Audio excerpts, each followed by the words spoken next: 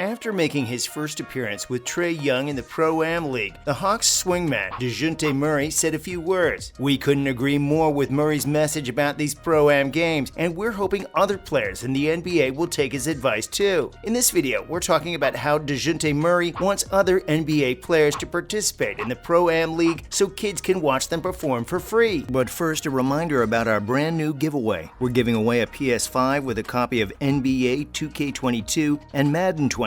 All you have to do is watch the full video, leave a like, comment the keyword hidden in the video, and make sure you're subscribed. It's that simple. First off, Murray might have had a difficult start to the offseason, but his intentions are on track. Murray's name was flying through the trade rumor mill during the 2022 NBA draft, so it's safe to say that he hasn't had the best offseason yet. After the draft, he came to the Atlanta Hawks in a huge blockbuster deal that'll probably take the team to new horizons in the Eastern Conference. Now that Murray's future is out of the way, he came back to court to keep himself in shape. And what court is that? Yep, the Pro-Am. We can't recall any offseason before this one where this many NBA players showed up at Pro-Am tournaments. Of course, it was LeBron James and DeMar DeRozan who started the trend with their appearance at the Drew League, but they've attracted quite the attention since then. We've been seeing players from across the NBA getting some runs in at Pro-Am games this time. Next up, Murray and his new teammates had lots of nice things to say. Murray came to the Jamal Crawford's crossover Pro-Am League along with Trae Young and John Collins. Now, these experiences might be good for these big shot players who want to stay on the court through the offseason, but the story goes a little deeper than that. The reason why we're seeing Murray, Young, and Collins at Pro-Am games is because they want to allow fans to see their favorite players in action. In fact, Murray and his teammates enjoyed their experience at the Pro-Am so much that they even encouraged other NBA peers to do the same. And get this, here's what Murray said about Pro-Am games. In his statement, Murray said the Pro-Am games benefit fans of the NBA and the players. It's basically a win-win situation. The players get some valuable reps in with that ultimate 5-on-5 action through the offseason, and fans can enjoy seeing top players in their element. Now, it's important to remember that not everyone can splurge on that expensive NBA ticket. Some kids might be huge fans of the NBA but never get to see their favorite players just because they couldn't afford that costly purchase. With Pro-Am games, everything's different. Most of them are totally free, so anyone can come and watch the most talented players in the NBA without spending a penny. Murray said that this is an excellent opportunity for both parties. His message was motivational enough to encourage us to attend a Pro-Am game, so we're hoping more players would take his advice too. Apart from everything else, big players showing up at Pro-Am games has been quite the entertainment during these quiet and lonely days of the NBA offseason. Now, not many NBA players care about Pro-Am leagues. The truth is that not many NBA players are willing to put their time into Pro-Am leagues. Some think it takes away their precious off-season